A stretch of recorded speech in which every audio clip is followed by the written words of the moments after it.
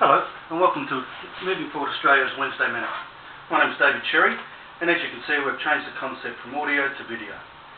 The new concept is going to be called At the Desk of David Cherry, and every fortnight I'm going to be sharing lessons similar to the Wednesday Minute, however they'll probably be a bit more in depth. To continue getting these you need to register through our website www.movingforwardaustralia.com. That's www.movingforwardaustralia, all one word, lowercase.com. Go to the bookstore tag on the website and register to receive the future video lessons that I'll be producing on a fortnightly basis. This week I've chosen the subject of becoming inspired or being inspired. The reason I do that is because if you have a look at the doom and gloom around the planet at the moment, it is pretty negative. It's pretty draining and it drags you down, and you can't help but get involved with the psyche or the consciousness of the planet, especially when it comes to financial terms. On looking at the concept, however, I do believe that there is universal laws, and I happen to think that over the last decade, maybe too many of us got a bit too greedy and a bit too hedonistic, and this is a wake-up call from the universe saying, now you had your chances, you put a hole in the ozone layer, you didn't really care for each other the way you should be caring for each other, so I think I'll rattle your cage and get you back on track. The law of polarity will prove that it will bounce back again, it's just a matter of when. In the meantime, however, we have to survive. It doesn't have to be an arduous task to survive. You can survive in a negative environment by being positive. Sounds all airy-fairy and PMA, positive mental attitude. Not meant to be that way, people. It really isn't. Everything is a manifestation of thought. You've heard me say it time and time and time again. Everything is a manifestation of thought. If you put out positive thoughts with a pure intent, positivity will be gravitating back to you. It will be attracted to you through the law of attraction and abundance and all that sort of thing. In the interim, you need to understand how to put it out there with a pure intent. If you put a positive thought out into the universe with a pure intent, which is co-creative for all, you will receive what you need to receive to put that in play. All thoughts take a track.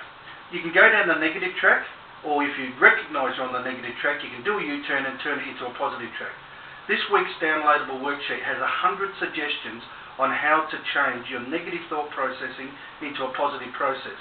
I look at the family, career, obviously community, and even your spiritual dimension on how to stay on track with your positive thought processes. Don't embellish negativity.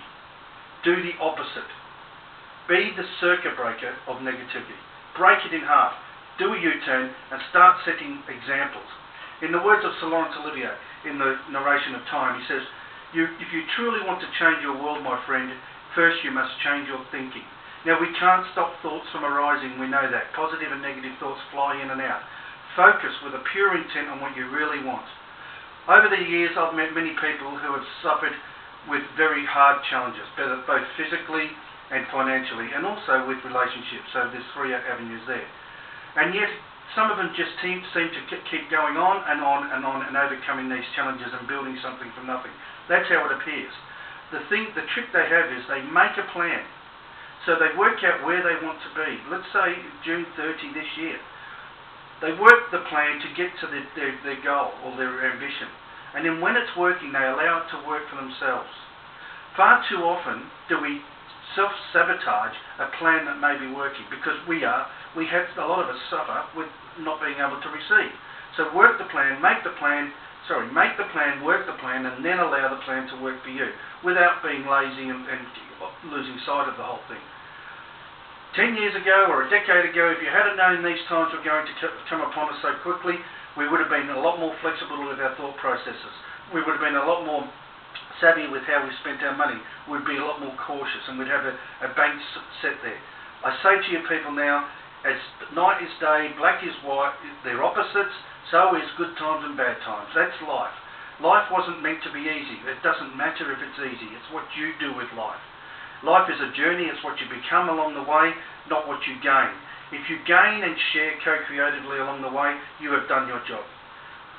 Once again, if you want to receive these video links on a fortnightly basis, with the downloadable worksheets, of course, that you can work through, register on www.movingforwardaustralia.com, go to the bookstore tag, and hit the Wednesday Minute link.